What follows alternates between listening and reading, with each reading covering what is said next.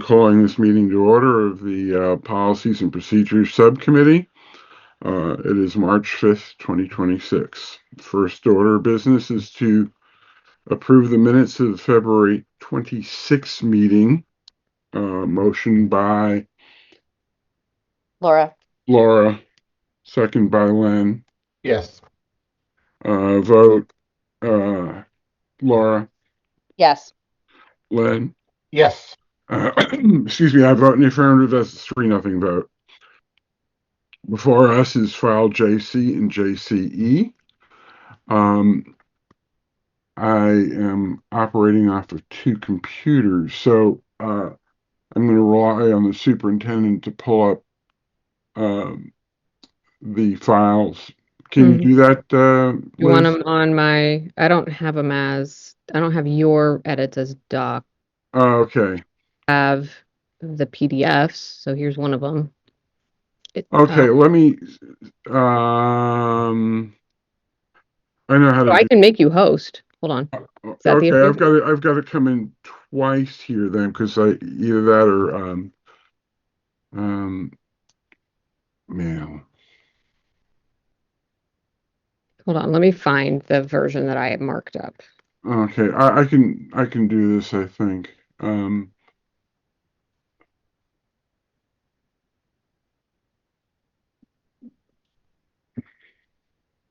This is the copy I marked up. Mm. But it does not include your edits, Paul. Yeah. Your edits to my edits. Okay, hold on. Give me a second here.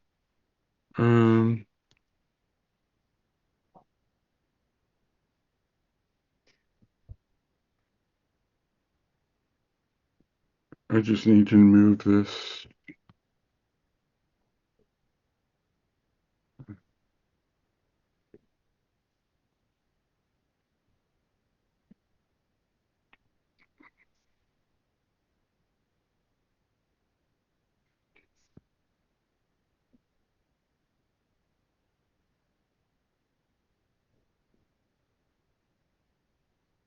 Okay. Uh,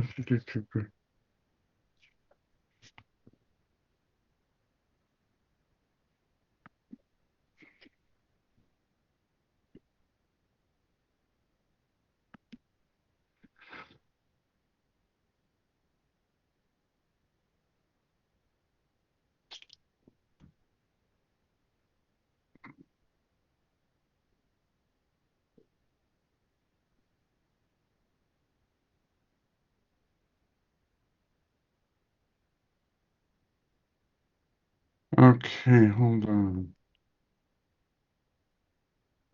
Um,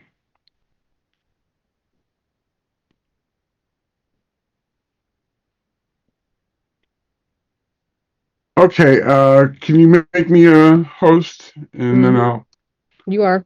okay, share screen. Share.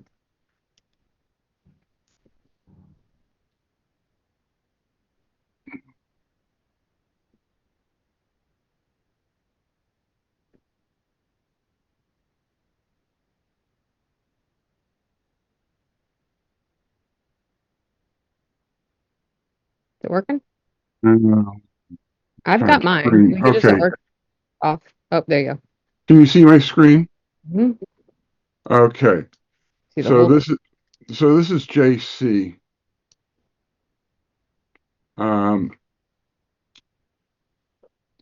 First of all, the email that I sent out to all and sort of raised a question with the superintendent is I made mention of the fact that the original policy was poorly written and I think in certain ways was written to calm the waters when we were instituting the buffer zones. But there were a bunch of stuff in here that I thought were problematic in terms of the wording.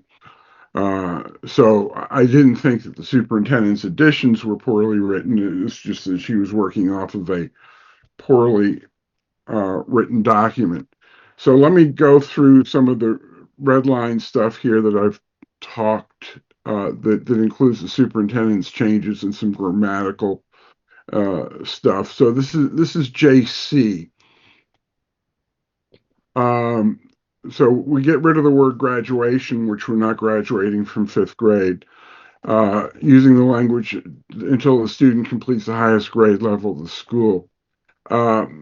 And they or unless they're granted open enrollment or the child is in a programmatic change determined by the superintendent. Um, I think the policy is that we should enroll students in their first choice school unless there's a material enrollment problem. Is that correct? And that's what we're doing? Yeah, but I had shifted the language from problem away from that Mm. like problematic language because it's Yeah. not like I'm not sure what a material enrollment problem is, but it sounds dramatic. Mm. And it's not the buffer zones are not used only if there's a problem. Like we use them all the time to just balance things out. So now, right now, I would say we maybe have a material enrollment problem, which created a need to have a buffer zone strategy. But like there are times when I've had a strategy without a problem per se, Mm. but just like a something I was paying attention to. So I shifted that language um in what I had sent. So like Paul, I had revised JC as well, Uh-huh. pretty substantially, including some of the things that you Mm. revised, it looks like. Yeah, I tried to incorporate your revisions in here, but I mean, I was working off of a PDF and Hmm. I may have missed something. Yeah. So Um, I struck that term problem. Mine reads, sorry, to determine buffer zone placements, the superintendent will calculate the potential class sizes at schools using the established district boundaries and will use average class sizes district-wide and at each school throughout the process to make determinations about buffer zone placements. mhm. That's it. That's that whole paragraph. I struck what was left. Okay, so That. you want to strike that whole uh, material enrollment issue. What I've got, uh, All of that all I of this we struck. want to strike. Yeah, because it's redundant with other language elsewhere. And it reiterates that problem language several times. Okay, so then back in the previous paragraph, so I get rid of the this part here because then we can go into respect for assignment of new families residing in buffer zones, class size equity is a primary driving factor. So that gets rid of the whole material. Uh, Hmm. so if I were to strike that, we're fine. Yeah, this one started with respect to, and then it also struck, it said the will strive for neighborhood continuity and cohesion. It says just says any use of the buffer zone should be accomplished with the least amount of disruption to families in the local community. Okay.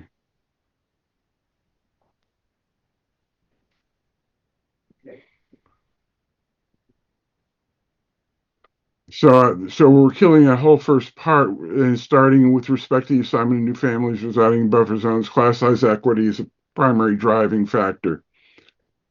Um, okay, so we'll start there with the width. And I think that we want to get rid of, we're not using the district boundaries in place in 2011, right? No, I had struck that in mine. So I'll kill that.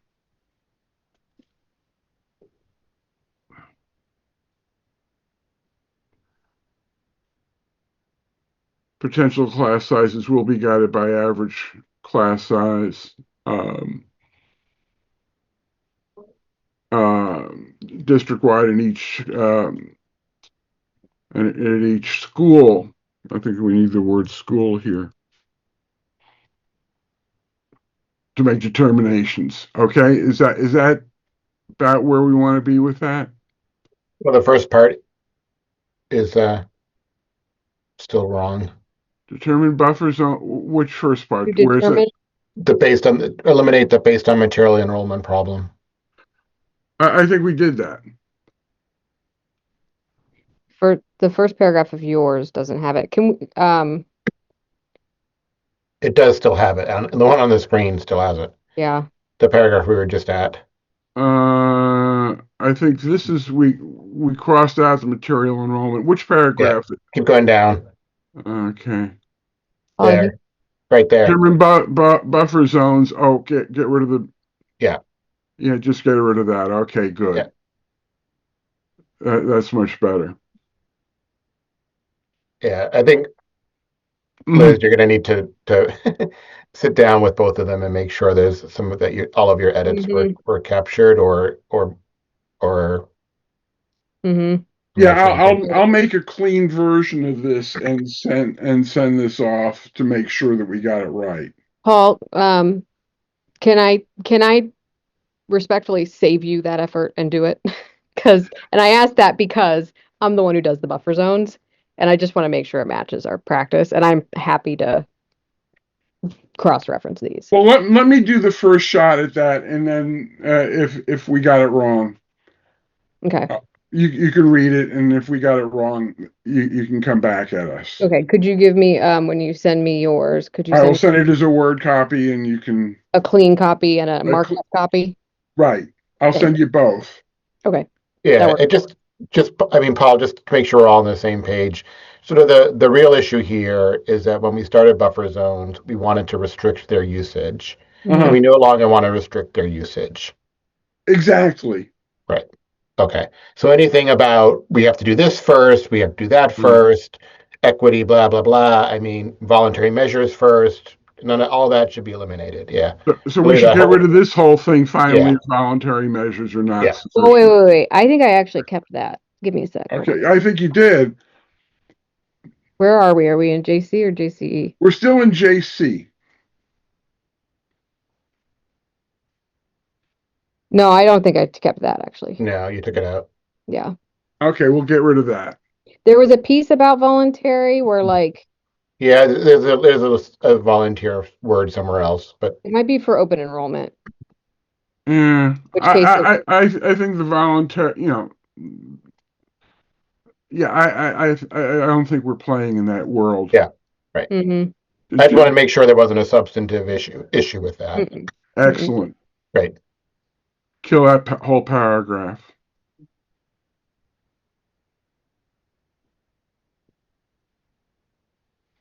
I also eliminated any reference, and I think there was really only a couple, to buffer zones in the open enrollment policy because they are separate processes. They have nothing to do with each other in our current practice. So I took the sentence out about families residing in buffer zones having priority for first choice school over other open enrollment applicants because the timing also is never, like I'm never in a place where I'm like considering buffer zones and considering open enrollment at the same time. They're separate things. You want to kill that? I had eliminated that sentence. Yes, it's not because of course buffer zones come first. But like an open enrollment ask happens throughout the year. It's on a rolling basis. It never it doesn't time necessarily with buffer zones, and it's asked for in a separate set of circumstances usually. Okay. So, like I wouldn't say no to a buffer zone family because I've got this open enrollment family sitting in my desk though, because they don't time like that. Okay.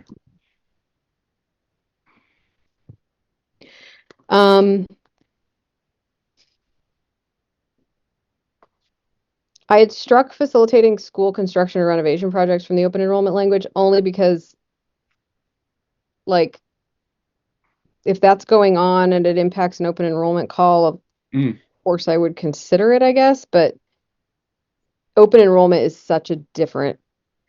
Well, we had a whole bunch of school renovations going on when we were doing this. I mean, this is about the time. This is exactly the time that the Thompson was being renovated, and we were looking at Stratton. So we could leave it, but we could leave it. I don't really care. I don't think it matters because we're not going to be doing any construction or renovation that involves the elementaries. Yeah, we could just leave it then. Yeah.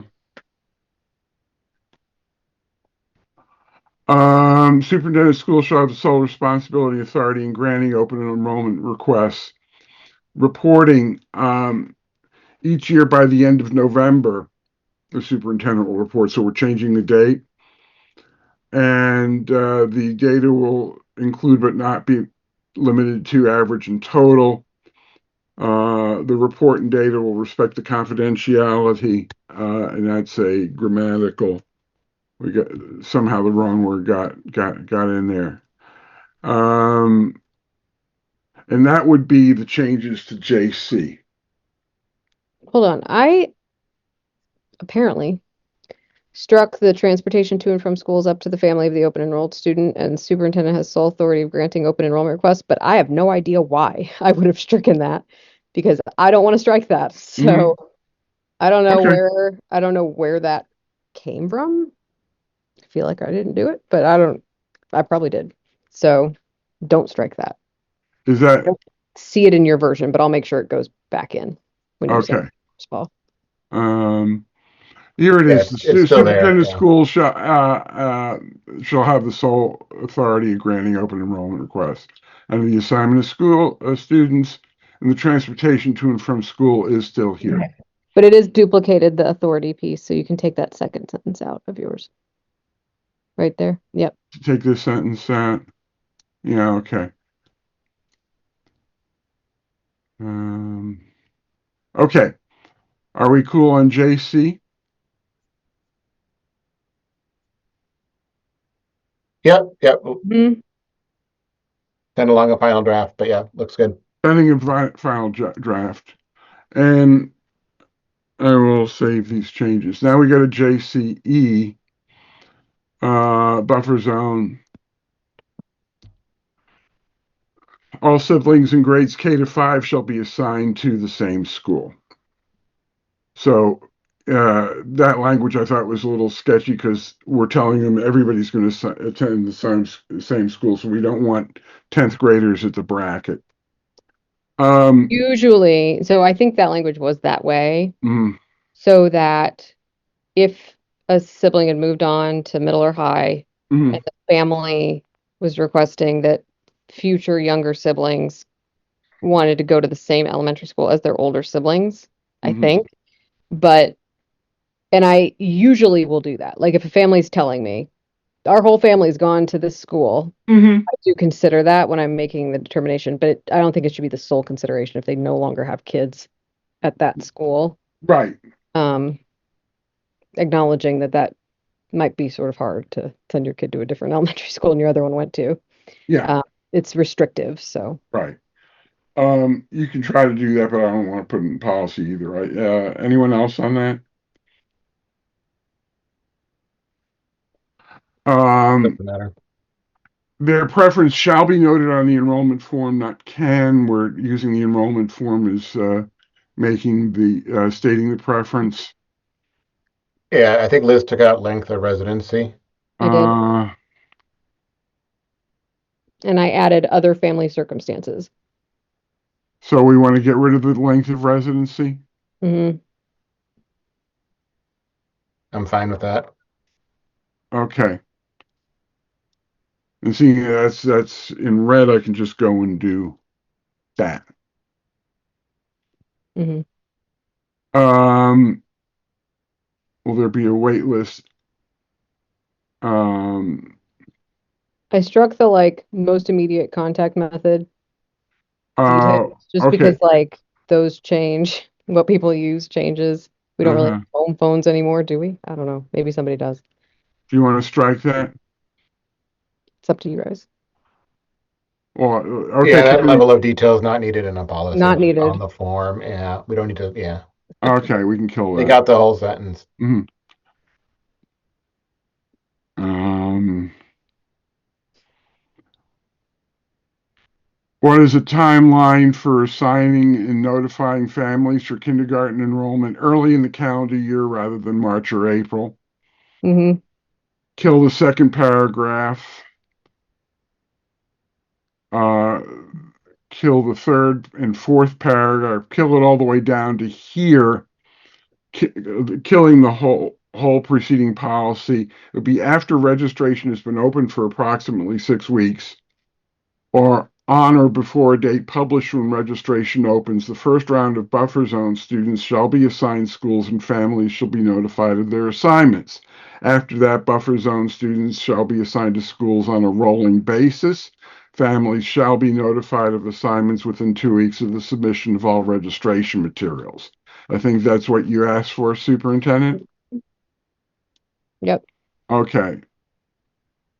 Can somebody explain the legalese difference to me between will and shall? Uh, will is not a legal term. Shall is a direction. Okay. For move-in and other non-kindergarten enrollments, striking the previous language during the school year, the superintendent shall decide on student placement within 2 school days of APS receiving all registration materials. Mhm. During the summer, all students shall be assigned to schools within 2 weeks of receiving all materials. Yep. Okay, that's according to practice. For open enrollment requests, uh, received no later than June 30th, the superintendent shall approve or deny the request no later than August 1st. For open enrollment requests received after June 30th, the superintendent shall approve or deny the request no later than 3 business days before the first day of school. The original language said the Friday before Labor Day, but now that we have Labor Day, um, school opening before Labor Day, I think that we need to adjust that language. Is 3 business days proper in your mind, superintendent and committee? Mm-hmm. That works for me. Okay.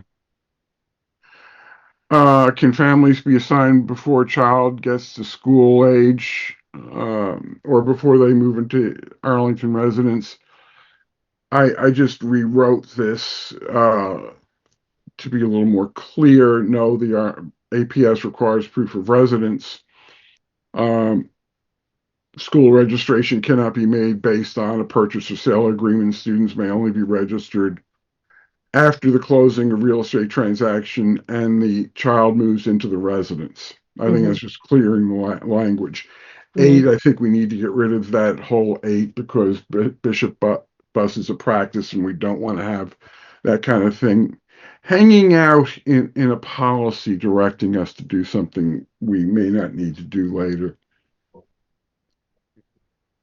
Questions or comments on JCE?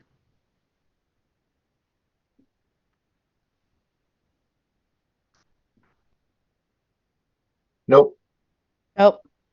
Okay, the motion would be to recommend to first reading JCE subject to final edits by the superintendent and the chair.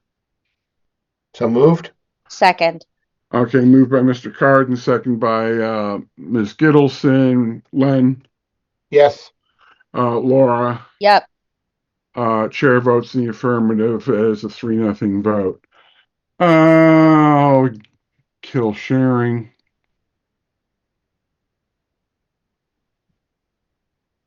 Or maybe not.